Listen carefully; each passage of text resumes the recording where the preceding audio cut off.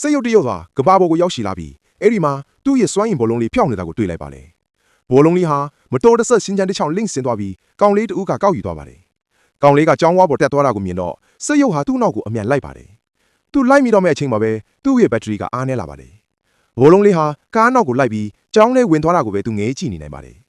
အဲ့ဒီဘောလုံးကိုပြန်ယူဖို့အတွက်စိတ်ရုပ်ဟာကြောင်းထဲဝင်ဖို့ကြိုးစားပါတယ်ဒါပေမဲ့လုံခြုံရေးဝန်ထမ်းတူကတားလိုက်တဲ့အတွက်သူနောက်ဆုတ်သွားရပါတယ်စေယုတ်ကချန်စီယုတ်ကိုကြိုးတက်ဖို့ကြိုးစားပြန်ပေမဲ့လုံခြုံရေးဝန်ထမ်းတွေကနောက်တစ်ကြိမ်ဖမ်းမိပါတယ်။သူအရှုံးမပြီးချိန်ပေမဲ့ဘက်ထရီက100ခိုင်နှုန်းပဲကျန်တော့ပါတယ်။ဒါကြောင့်သူဟာလျှက်စစ်ကအယောင်ပြခန့်တဲ့ကိုရှောင်ဝင်သွားပါတယ်။မန်နေဂျာကသူကိုလူလွတ်ထင်ပြီးနှွေးထွေးစွာနှုတ်ဆက်ပါတယ်။စေယုတ်ကပတ်ပတ်လက်ကြည့်ပြီးစိုင်ထဲမှာအားပြည့်သွင်းထားတဲ့ကားတစ်စီးကိုမြင်လိုက်ရပါတယ်။သူဟာအဲ့ဒီကားစီးကိုအလင်းမြန်ပြေးသွားပါတယ်။သူ့တကားဝါကိုရောက်တဲ့အခါမှာပဲလုံးဝကိုစွမ်းရင်ကုန်ခန်းသွားပါတယ်။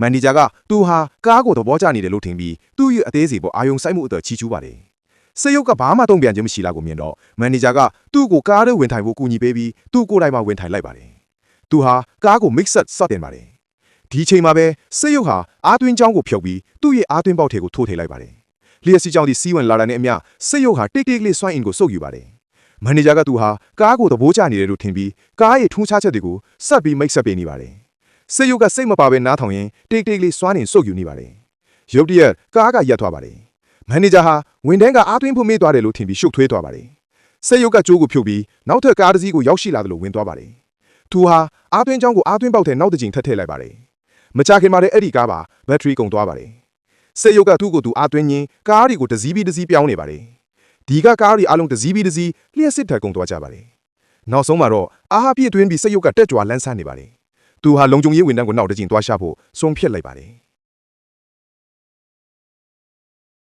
အမျိုးသားတဦးဟာသူ့အိတ်ထဲကနေကြက်သားကင်တစ်ကောင်ကိုဆွဲထုတ်လိုက်ပါတယ်။သူဟာဝယ်ချင်တဲ့သူများရှိမလားဆိုပြီးခရီးသည်တွေကိုလိုက်မေးပါတယ်။ဘသူမှတုံ့ပြန်တာမတွေ့တဲ့အခါကြက်သားကင်ကိုခရီးသည်တဦးရဲ့နှာခေါင်းသားအထိကပ်ပြီးထိုးပြပါတယ်။အဲဒီခရီးသည်ကခေါင်းရမ်းပြီးမဝယ်ချင်ကြောင်ပြောပါတယ်။ဒါပေမဲ့နောက်တစ်စက္ကန့်မှာပဲမျက်နှာကိုအားရပါရအဖြစ်ခံလိုက်ရပါတယ်။အဲဒီလူကငင်းကုန်ပို့ထရချင်ပေမဲ့ကြက်သားကင်ရောင်းသူရဲ့အဖော်ကပြန်တွန်းချလိုက်ပါတယ်။ပြီးတော့သူတို့ကသူ့ကိုပတ်စံပေးဖို့အတင်းအကျပ်တောင်းဆိုပါတယ်။မျက်နှာသားတင်းမာတဲ့အဲ့ဒီလူနှစ်ယောက်ကိုကြည့်ပြီးခရီးတွေကသူ့ပတ်စံအိတ်ထဲကပတ်စံတွေကိုထုတ်ယူဖို့မှတပါအခြားရွေးချယ်စရာမရှိတော့ပါဘူး။ဒါပေမဲ့သူရေတွက်လို့တော့မပြီးသေးခင်မှာပဲအဲ့ဒီပတ်စံတွေကိုလူယူသွားပါတယ်။သူတို့ကလူအင်အားပိုများနေတဲ့အတွက်ခရီးတွေကသူတို့ကိုမစိန်ချော်ရဲပါဘူး။ပတ်စံပေးပြီးပြီဆိုတော့အနည်းဆုံးတော့ချက်သားခင်ကိုယူတဲ့နေမဟုတ်လား။အဲ့ဒီလူကချက်တောင်းပန်တစ်ခုကိုစွတ်ဖျက်လိုက်ပြီးဒီအပိုင်းက$8တန်တယ်လို့ပြောရင်အဲ့ဒီခရီးတွေရပါစက်ထဲကိုထိုးထည့်လိုက်ပါတယ်။ဒီလိုလူမိုက်ဆန်တဲ့အပြုတ်မှုကလူအုပ်ကြားမှာချက်ချင်းဆိုသလိုမကျေနပ်မှုကိုဖြစ်ပေါ်စေပါတယ်။ဒါကြောင့်လူတိုင်းဟာသူတို့ရဲ့လုပ်ရက်ကိုပေးတင်ဆုတ်ချဖို့ထည့်ရောက်လိုက်ကြပါတယ်။ဒါပေမဲ့အဲ့ဒီလူတွေဟာမကြောက်ရွံ့တာမက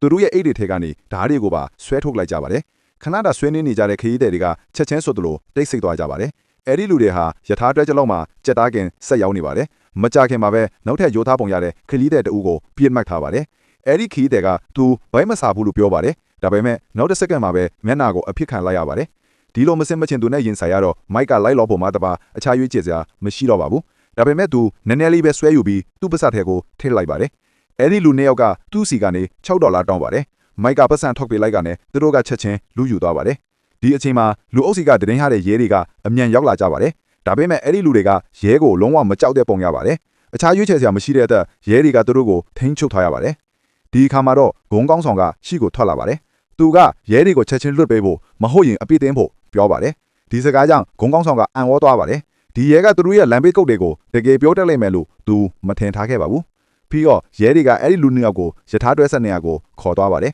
။ဂျွန်ကလူတိုင်းအလဲအလတ်လန်းကိုလိုက်လော်ဖို့ကြော်မန်းတယ်လို့မျှော်လင့်ပါတယ်။တကယ်လို့တိုက်ခိုက်ရင်နှစ်ဖက်စလုံးရှုံးနေမှာပါ။နောက်တမတိုင်ကယထာတွေပုံမှန်မရတဲ့ဘယူစကန်ငယ်လေးဖြစ်တဲ့အတွက်နောက်ထပ်ဘယူစကန်ကြီးရောက်တဲ့အခါသူတို့လူကိုလွတ်ဖြစ်မယ်လို့ပြောပါတယ်။ဂုံကတဘောတူပါတယ်။ဂျွန်ကသူနောက်ကရဲအရာရှိတွေကိုသူတို့လုပ်ကိုသူတို့လုပ်ဖို့ပြောပါတယ်။တကယ်တမ်းတော့သူဟာစပန်ယာကိုယထာမှုကြည့်စီအစီရင်ခံဖို့လူရွတ်အချက်ပြနေပါတယ်။ယထာမှုကြီးကဂျွန်ရဲ့စကားကိုကြားတဲ့အခါသူ့ရဲ့ရည်ရွယ်ချက်ကိုချက်ချင်းနားလည်သွားပါတယ်။မကြခင်မှာပဲယထာကဘယူစကန်ကိုရောက်လာပါတယ်။ဂျွန်ကဂရီအတိုင်းသူတို့ကိုလွတ်ပေးလိုက်ပါတယ်။သူတို့ဆင်သွားပြီးတာနဲ့ဒီနေရာကယထာတွေပုံမှန်မရတဲ့ဘယူစကန်ငယ်လေးဖြစ်မှန်သဘောပေါက်သွားပါတယ်။နောက်တစ်စက္ကန့်မှာတော့အမျိုးသားတဦးဟာလာပတဲ့သပင်ရှည်တွေကိုဆွဲလန်းနေပါတယ်။ဒါကြောင့်သူဟာသူ့ရဲ့အမဲလိုက်တဲ့နေရာအဖြစ်သဘောထားပြီးသပင်ညက်ဆိုင်တစ်ခုဖွင့်ခဲ့ပါတယ်။သူကြိုက်တဲ့သပင်ကိုမြင်တိုင်းအဲ့ဒီတဲ့ကိုတညာလုံးဆိုင်မှာထားဖို့နီးမျိုးစုံနဲ့စူးစမ်းပါတယ်။ဒီနေ့မှာအမျိုးသမီးတဦးသပင်လျှော်ဖို့ဆိုင်ထဲဝင်လာပါတယ်။သူဟာ ချက်ချင်းပဲအဲ့ဒီအမျိုးသမီးရဲ့ဇနွယ်တွေကိုသဘောကျသွားပါတယ်။ဇပင်အချောက်ခန့်နေတော့မှသူဟာဇပင်အရှိချောင်းလေးတွေကို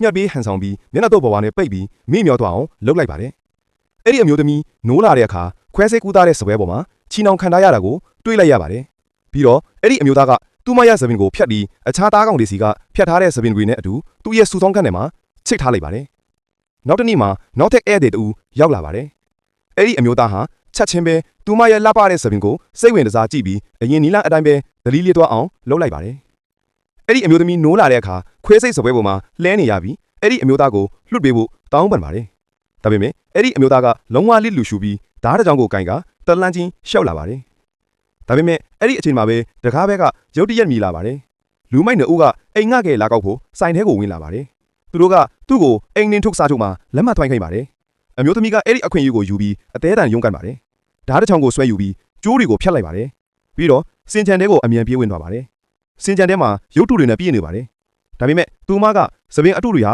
တကယ်တော့တားကောင်တွေစီကဖြတ်ထားတဲ့သပင်အစ်စ်တွေဆိုတာကိုရုပ်တရက်သဘောပေါက်ပါပါတယ်။သူမကစောင့်ကြည့်ကံမာကိုစစ်ဆေးကြည့်ပြီးအပြင်မှာတစုံတစ်ယောက်ရှိနေတာကိုတွေးလိုက်ရပါတယ်။ဒါကြောင့်သူမကအော်ဟစ်ပြီးတကားကိုထူရိုက်လိုက်ပါတယ်။ချက်ချင်းပဲလူမိုက်မကူရဲ့အာယုံကိုဖမ်းဆားလိုက်ပါတယ်။သူတို့ကအဲ့ဒီအမျိုးသားဟာတရားဝင်တဲ့အရာတွေလုပ်နေတယ်ဆိုတာကိုသဘောပေါက်သွားပါတယ်။ဒါကြောင့်သူတို့ကအမြန်ဆုံးလက်မှတ်ထွိုင်းဖို့တိုက်တွန်းပါတယ်။အဲ့ဒီအမျိုးသားကမချေမငန်းလက်မှတ်ထွိုင်းလိုက်ပါတယ်။ဒါပေမဲ့သူတို့ထွက်သွားတော့မယ့်အချိန်မှာပဲမတော်တဆတစ်ခုဖက်သွားပါတယ်။